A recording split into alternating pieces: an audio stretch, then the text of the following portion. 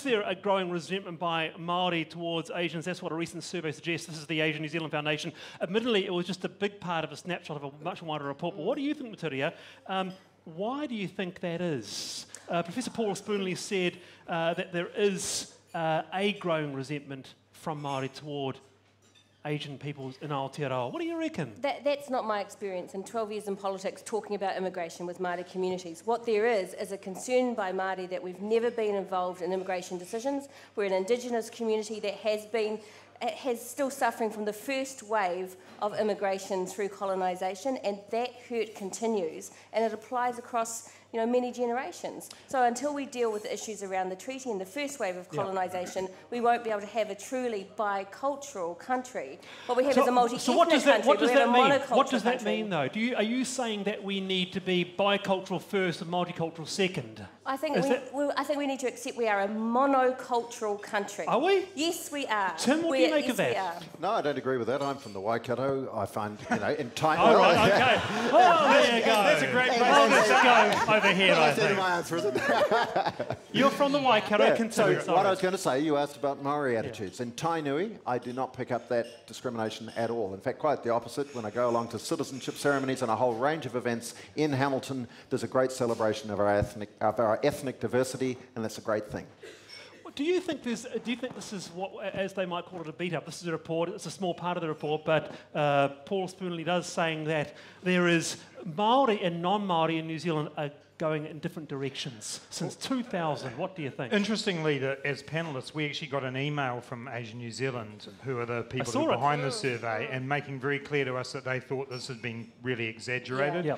And it's not my experience either. I agree with both Tim and Met on that. In terms of Māori and non-Māori going in different directions, well, yeah, there are a lot of statistics that show us that Māori are poorly represented in terms of income, in terms of jobs, in terms of being overrepresented in the prison population. So, yeah, there are huge issues there that we have to address. But I think basically this has been taken out of a survey and beaten up in a really unhelpful way. Okay, all right, let's go to Damien. Yeah, Wallace, when I heard we were going to be talking about this issue on the show today, I thought I really wanted to talk to Professor James Liu. I interviewed James years ago for the Close-Up show, as it was, about racism. He's been studying racism and various aspects of it for 20 years now in New Zealand. Hello, welcome. Now, look, one thing that came across in this Asian New Zealand study was the fact that it was Maori reported the way that they thought New Zealanders viewed Asian immigrants or immigrants in general, and it led me to thinking that often when we frame this issue, we frame it around how Pākehā New Zealanders regard people from different ethnicities rather than the interplay between all the different cultures that are in New Zealand.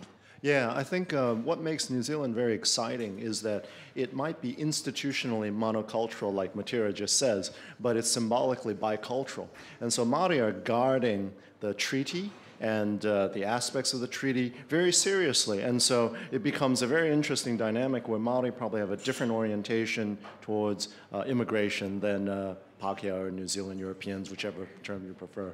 We've had a history of a few sort of flashpoints in our past. We've had the Dawn raids. We've had probably the Asian immigration of the early 90s causing a bit of disharmony.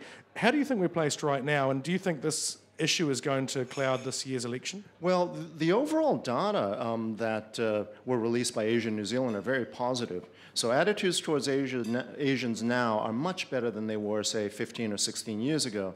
And New Zealanders are very serious about their economics, and New Zealanders now consider Asia to be the most important region for them in the world economically. I mean, we've had that free trade deal with China for just 6 years, and they're our #1 trading partner. And so I think if these relationships grow, New Zealand is really well placed to become a very prosperous, thriving society, and it requires engagement, and it requires people to meet one another, engage with one another, as opposed to imagining what it might be like. Thank you so much for coming along, Professor James Liu from Victoria.